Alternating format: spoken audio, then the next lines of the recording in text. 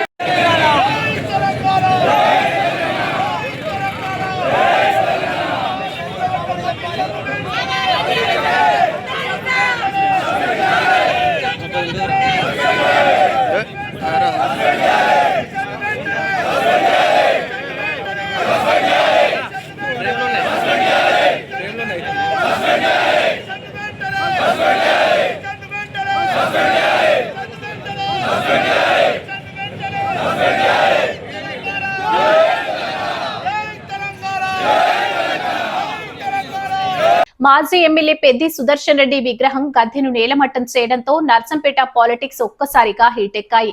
అసలు ఆ గద్దెను ఎవరు కూల్చారు, ఎవరి ఆదేశాలతో కూల్చారు, దీని వెనుక ఉన్న అదృశ్య హస్తం ఎవరిది?